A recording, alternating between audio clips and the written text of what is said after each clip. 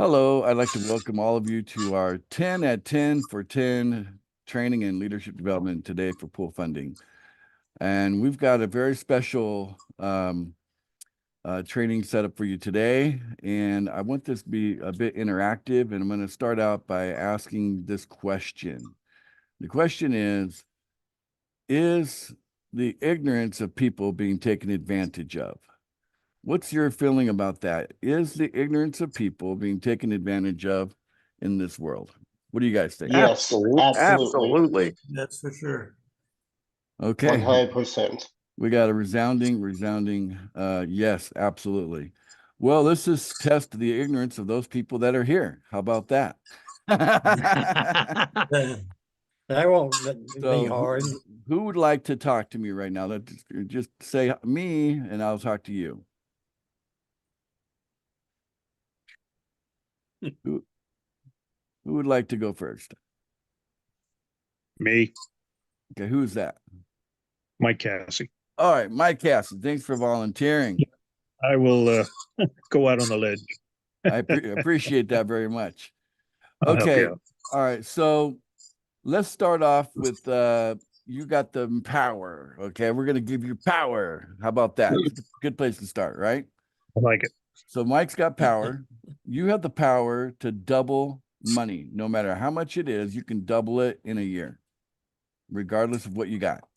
How's that sound for power? Okay. Good power, right? And let's say that you only start off with $1. Okay.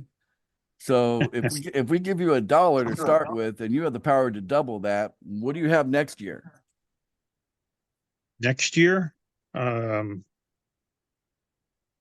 trillions. You're gonna $1 doubled is Well, how often? Let me ask you this. we're just talking about 1 year.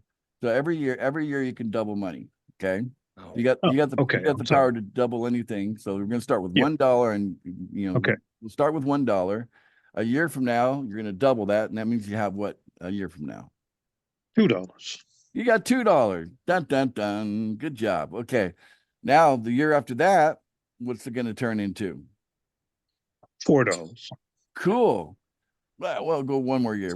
How about that? If we give you another year, what did you turn that $4 into? $8. $8. Now let's say from the $1 and we double it every time for 20 years. In 20 years, what do you have? Let me get my calculator out. No cheating, no cheating. I can't do that in my head. But it would be substantial in 20 years. I mean, yeah, $1 would turn into what doubled every year? How much would that be? Well, I know the whole penny scenario in 30 days. 30 so, days. Yeah. By the end of 30 days, you'd have, a tremendous amount of money. Like 5 even million at the penny level, So at the dollar level, dollar level, 20 years. I can't tell you. I don't know what it is, but it would be okay. Let's it would be somewhere around $1 million, wouldn't it? Okay, Hunter. I think it'd be more than I think it'd be beyond trillions. Yeah. Well, Hunter would be correct. Hunter is correct. It's pretty darn close to $1 million. Okay. Wow, amazing power, Michael. Right? Imagine wealth creation happening like that for you personally. Imagine you can double money every year, And if you got $1, it turns into $2. You got $2, it turns into $4. If you got $500,000, it turns into $1 million, right? And so on. So that's an amazing power, right? Now, so in 20 years, $1 can turn into over $1 million, and that is powerful. We can all agree on that. If you guys agree with me that that's powerful, just say, I agree. Yes, sir. Yes, sir. I agree. Okay. Pretty exciting too, right? That's exciting as well, right? Very exciting. Yes. Okay. Now for the fun part. Okay. What if we enter in taxation? Okay. How's that going to impact the wealth? Okay. let's take the exact same situation. And let's say that you happen to be, regardless of, what you're working with, $1, $2, $4, $500,000, regardless of what that is, you're going to pay a 33% income tax on the growth of your money that year. And that'll be the case for 20 years. What do you think you're left over with in 20 years?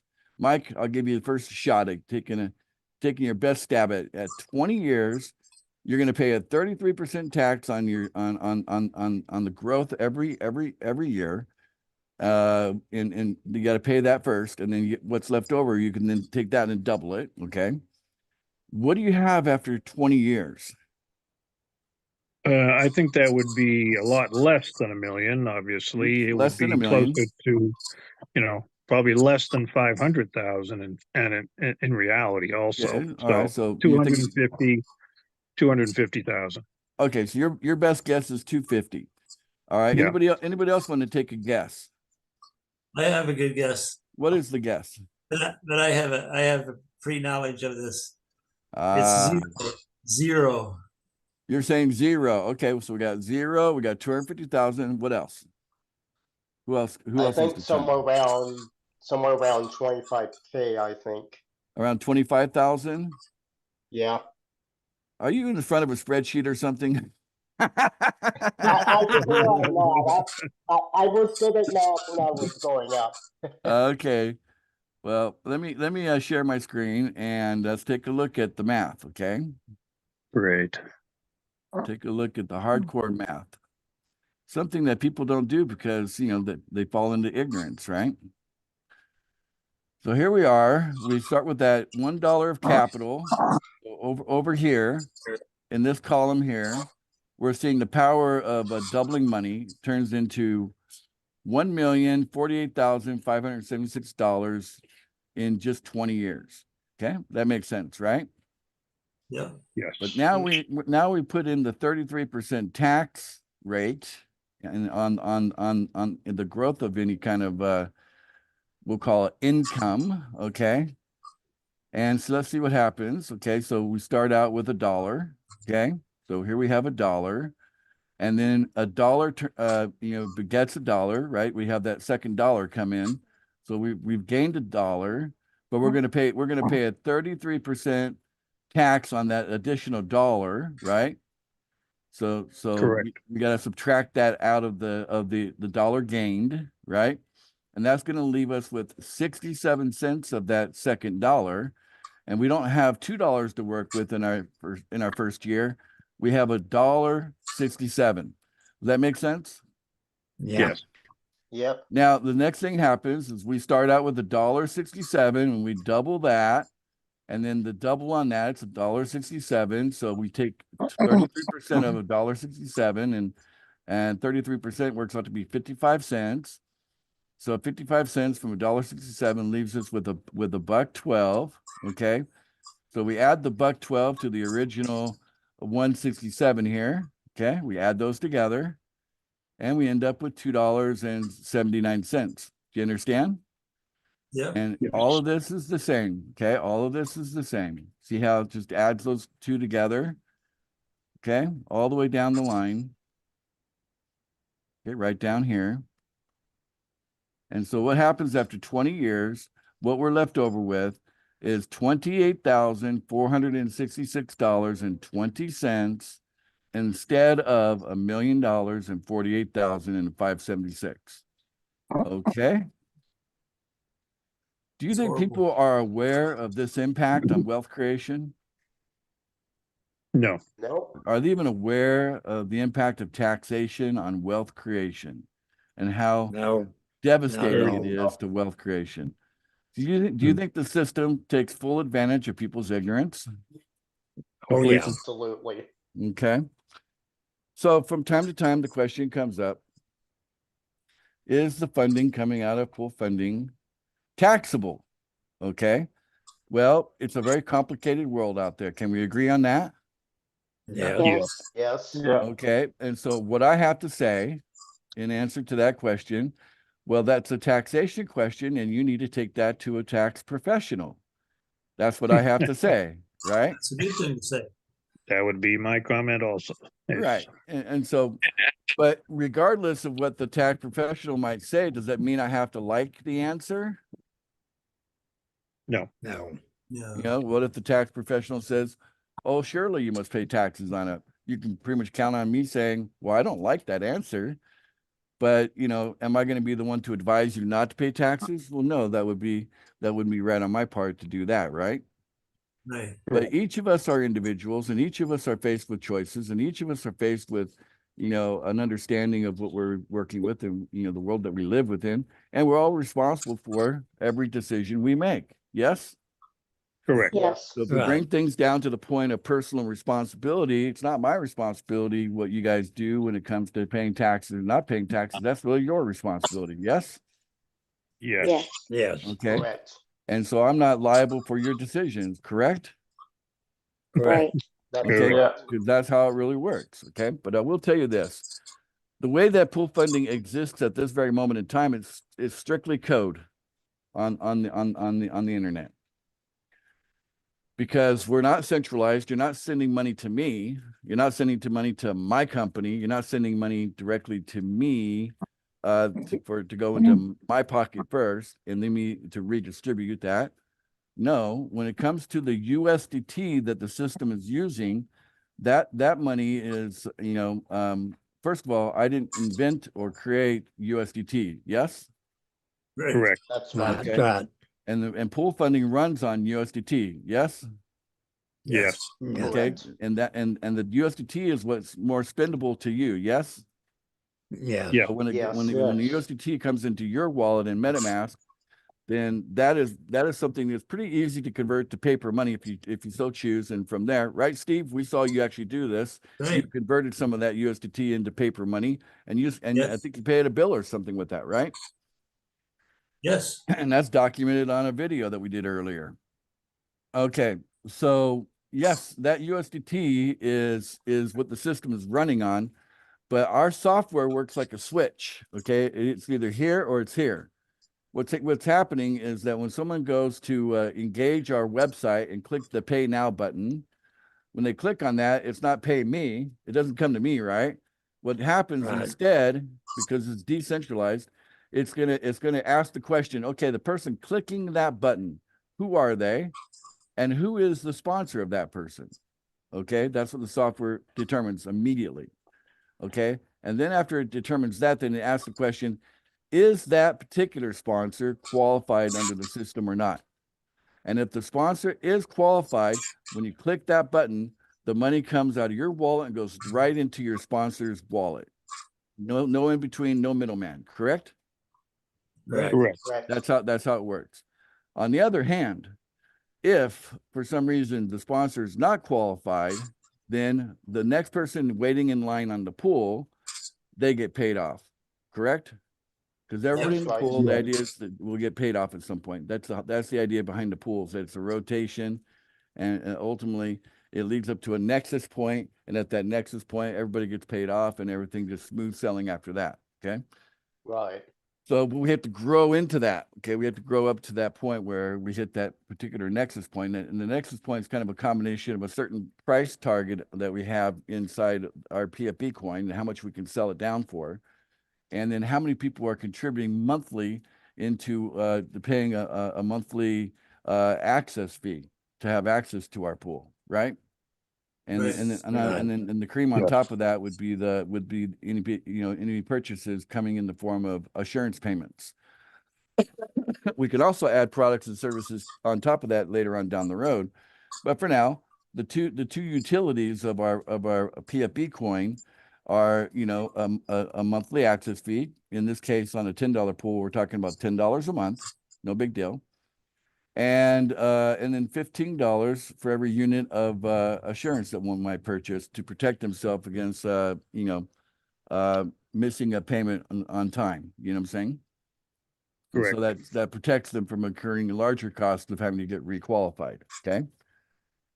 So those are the utilities of our coin. No different than a game coin, which maybe they have their game gold inside the game, and you'd have to purchase the game gold in order to play the game. Does that make sense? That'd be the utility for the currency used inside the game, right?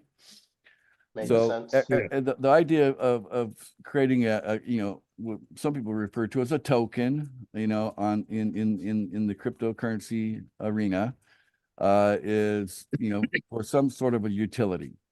And so our utility is defined as access to our system, which is nothing more than a software switch like that. Okay. And also assurance, which protects against user default. Okay, protects them against themselves being not on time, because everything's on a cycle, built on a 24-hour cycle. You got a 20-hour timer, you got a 4-hour timer, and when both are elapsed, then you can go into default and have to start over in your requalification if you didn't have the assurance in place. So those are the utilities of our PFP coin. Okay. It's out there also on the market, where anybody who sees that our utility is a powerful utility, and they could speculate on that if they want to. You know what I'm saying? So then you have that, because it's out there in the open market. All right. But we do have a very tight control over circulating coin. Okay, see you. Go ahead, Steve. Oh, it wasn't me. Oh, okay. We have very tight control over circulating supply, and we also try to encourage as much positive buying pressure against our coin as possible in one form or another. But eventually, just imagine if we had 1 million people purchasing $10 worth of PFB every single month as a member of our pool funding group, right? Because we have 1 million members, and they each pay $10 a month in access. That'd be $10 million coming in every single month. But imagine if our pool was only like 1,000, you know what I'm saying? Then we could easily keep that to where the rotation of the pool is down to 20 hours forever. We keep it there forever, And then everybody, you can rely on the fact that it's paying very quickly. Okay. Now, so when it comes to the money coming into your hands, that we call it funding. We like to use the word funding way more than we want to use the word income, because when you use the word income, is there a tax consequence for using the word income? Yes. Yes. Okay, that's basically guaranteed. Got to pay taxes on it, right? Right. But when it comes to the word funding, it puts a question mark there, doesn't it? Yes. All right, let's take a look at No. another example of this. Let me share my screen. I will go ahead and upload this, by the way. I think this is powerful. What did I call it? All right, I called it Taxation Wealth Killer. Let's see if I can put that into the group. Full funding. File.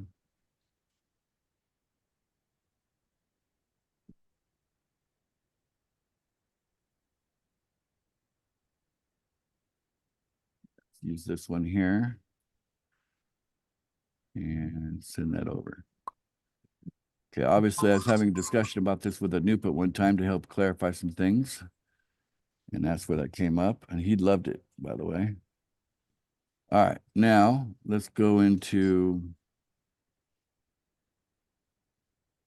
another project here. There's a project out there called GoFundMe. Have you guys ever heard of GoFundMe? Yes. Yes. And then here's a question that comes up when it comes to GoFundMe. Are GoFundMe donations taxable? Tax tips for crowdfunding, okay? And it basically comes back, well, it depends. And then there's this whole article on what it depends on, okay? So let me give you guys access to this article as like an example of what's already out there, okay? And put this into our pool funding group. You guys should read this article. I think you'll benefit from it. All right. Now, I can tell you this, that just because something is taxable, let's say for example that you have to understand we're gonna go through a progression here. Right now, pool funding is simply code. You're accessing a switch, okay? But we're going to be putting a wrapper on this soon enough, and the wrapper is going to come in the form of an offshore, meaning outside the USA, okay, an offshore entity, okay, so that it has some jurisdiction that protects it from unnecessary threats, if you know what I'm talking about.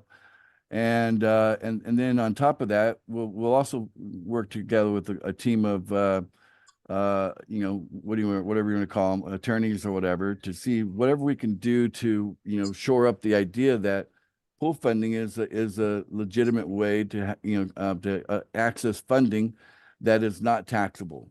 Okay, but regardless of whatever happens there, when it happens, okay, the question might still come up, be like, it might hit a particular area where it's just, in order to really define it, that someone, a tax advisor or whatever, might say, well, technically, if you really want to protect this, then you have to have this in place, or you have to have that in place, and then from there, whatever goes in is sheltered. In other words, having a tax shelter. You guys have heard of the idea of a tax shelter, right? Yeah. Yes. So what if there was a cost to set up a tax shelter? This is whatever, $5,000. Okay. Let's say it costs $5,000 to set up a proper tax shelter at the individual level. Okay. And if you use $5,000 out of pool funding to pay for that tax shelter, well, then you would pay taxes on that $5,000 in the worst case scenario. Does that make sense? Correct. Yes. But then thereafter, after your individualized tax shelter that each of you would create on your own, okay, with some guidance and tips coming from us, here's some resources, some ways to go, what I'm saying, then you guys could go, as individuals, could go out there, and as you feel necessary or feel like you want to protect wealth creation on your end of the deal, because after all, look at what happened there. $1 million turned into $28,000 in 20 years. That's terrible. You know what I'm saying? Mhm. Wealth creation. Okay. So without any kind of a tax shelter, right? So, but if you have a tax shelter, then anything coming in, we basically, the tax shelter would be the technically the owner of the accounts that you're using in pool funding. Okay. Yes. And then from there, all of that's protected according to, however the tax shelter is regulated. That makes sense? Yep. Correct. Yeah. And what do you think the rich people do? Do they use tax shelters? Oh, yeah. Absolutely. Okay. So what I'm telling you here, guys, is that it doesn't really matter so much what we end up doing, what I end up doing, and how I ultimately set this up. At the end of the day, each individual will have their own power to do something here. Okay. Because there's always that way out, that they've always given the rich guy the way out. I mean, Donald Trump is a good example. You know what I'm saying? Yeah. He wasn't Or so, Elon Musk. yeah, I mean, he wasn't so ready to share his tax return, when he was just asked for it, right? So, because people don't understand, rich people do what rich people do, and maybe they won't understand, right? Doesn't make him a bad guy, doesn't make him a good guy, but it's just what it is, right? So understand that ignorance is the problem here, okay? Not knowing is the problem here, right? And if we can help our community get into a space of knowing, then at least you can play by the rules where you come out the winner. Yeah. Yes. Yeah. Yes. Makes Right. sense. And ultimately, what we end up doing here in pool funding together, each of you have power to protect yourselves as you feel the need to do so. Okay. So therefore, what we're presenting is an opportunity, not an obligation, but an opportunity. And that's what pool funding is all about. We're not here to obligate anybody to do anything. We simply put an opportunity out there, and here's how our thing works. Yeah, you've got to deal with timer creep. That's part of our opportunity. Yeah, you're going to have to deal with bringing a couple of people on board in order for you to come out ahead, because if it depends solely on sole accounts, you're guaranteed almost like a negative return on this. Yes? Yeah. Okay. So why would you want to only have sub accounts? So you definitely want to protect the pool by getting your sub accounts qualified in the shortest period of time possible, which protects everyone. Yes. Right. Yes. So Yes. everybody should get 2 for Yes. each of the sub accounts. If they have sub accounts, that should be where the first 4 people go. 2 under sub account 1, 2 under sub account 2. Then those sub accounts are out of the pool now. They're qualified sponsors essentially, but you control them, right? And then the 4 real people that are there, they're the ones that are, basically, making a payment to you. But remember, these are people that you personally invited to come and be a part of this. Okay. So these aren't necessarily random people. So if you look at ultimately where the wealth is coming from, the wealth is coming from the hands of people you already know into your hands. That's the way pool funding is structured. So really what you build here is what you get here.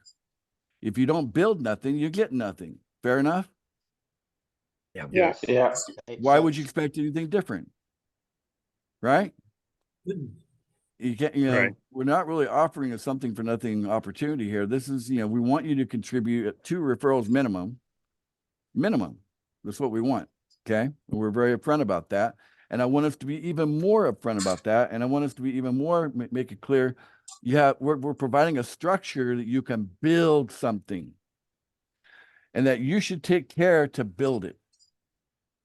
That if you don't build something, that was on you, not on us. Fair enough? Yes. Absolutely. Okay, good. All right. Well, let's just take a moment or 2 now to get feedback from you. What did you guys think of today's training? Awesome. Wonderful. Very Great. good. Great. Loved Okay. it. Very knowledgeable. All right. Best one yet. Best one. Yeah. Okay. Good. All right. Good. Glad to hear it. Glad to hear it. Well, I'm in your corner, guys. I want each of you to experience wealth creation at its finest. Okay. And I want you to have the funding that you can expand into the world that you want to be a part of. And ultimately realize that you're the one creating your world. Okay. And as we kind of move through time here, tomorrow is a very special date as far as I'm concerned. We have some very special events happening tomorrow. I put a video up on our pool funding group about tomorrow, and we'll probably look back on tomorrow over time as like a significant time for humanity. And I hope all of you are ready to enter a space that's just nothing but love, because I think ultimately the real currency that we want to deal in ultimately is love. That's going to be heaven on earth. Okay. All right, guys. I'm going to go ahead and end the Sounds great. recording now.